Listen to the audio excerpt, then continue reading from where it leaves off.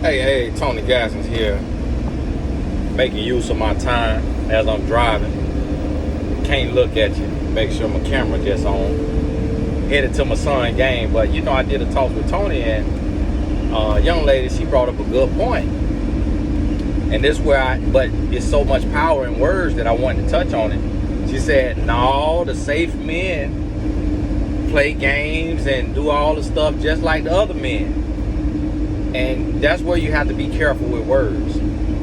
Because if you label a man safe just because of his job or because of his personality type, being an introvert or being quiet, if you label him safe, although he ends up being a cheater or a liar, then now you hinder yourself going forward.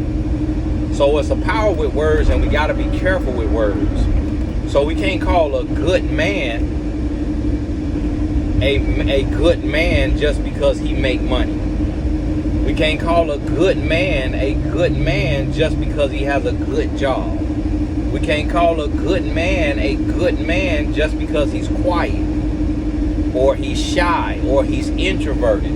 A good man is a man who is honest, who is loyal, who is faithful, who is loving.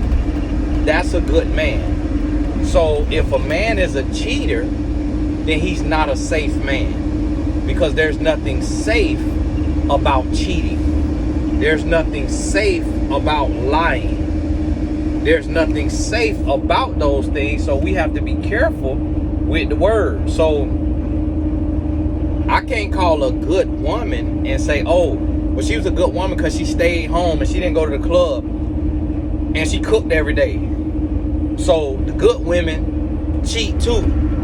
If she's a cheater, she's not a good woman. If she's texting her ex and she's cheating with her ex, she's not a good woman. She could become a good woman. He can become a good man, but the actions got to be there.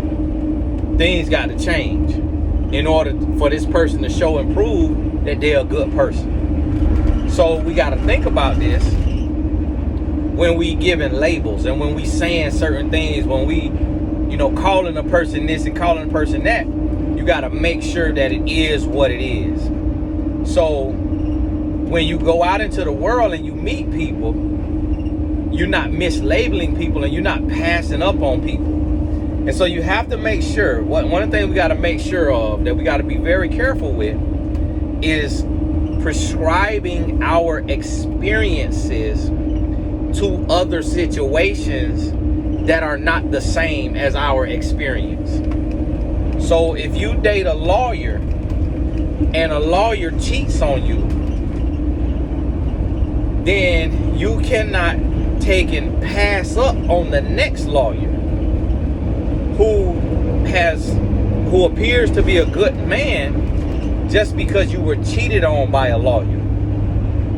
You see what I'm saying? So you got to take it case by case. And you can't look at it and say, okay, well, because like what I was saying, in the situation, the lady left a man not because he cheated.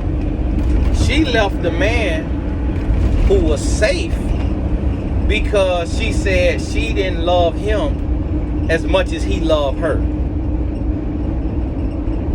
and that he needs somebody who loved him as much as he loved them. She didn't say I left him because he cheated. I left him because he was not a good man. So you got to understand what safe really means. And safe doesn't have to mean boring. And boring doesn't have to mean safe. And boring don't have to mean good. Because you could have a boring cheater. You could have a man that don't want to go out, that don't want to, go out to the movies, out to eat, don't want to do nothing. And so he's literally boring, but then he cheat on you on his online dating, on emotional cheating with an ex, or going to meet up with a woman. But he's a boring person. So we have to be careful with semantics and with the words that we use and what we associate to those words. So never take a word like safe and associate that with introverted. Don't take a word like safe and associate that with a good job. Don't take a word like safe and associate that with an amount of money being made. Safe means safe. Safe means you are secure. Safe means you are protected. Safe means you are not in harm's way. So that means if a man cheats, he's putting you in harm's way. You are not being protected. So therefore, he is not a safe man. So think about this and think about the words, think about the descriptions, think about the associations, and really sit some time to think about it. This ain't something I'm trying to debate on or nothing like that. I know what I know because I've been on both sides of it, and life will prove it over and over. But you got to sit and spend some time with it, and this is how you correct your mind. This is how you get your mind to say, okay, whoa,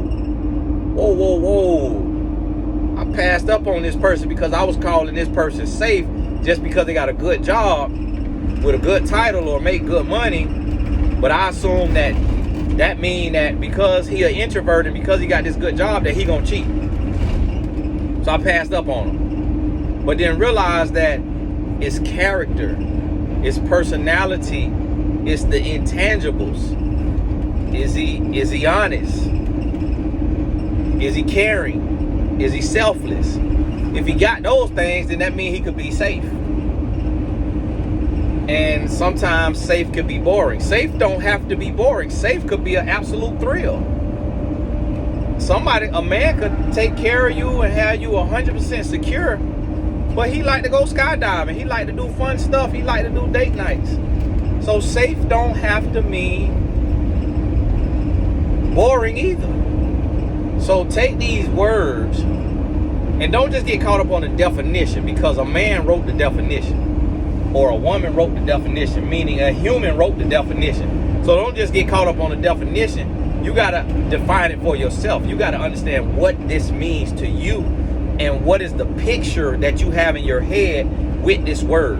What's the picture in your head with this word? And when you do that, that's when you know how you see things, how you labeling things. So hey, this is Tony Gaskin. God bless you. Headed to my son's soccer game. We'll talk soon.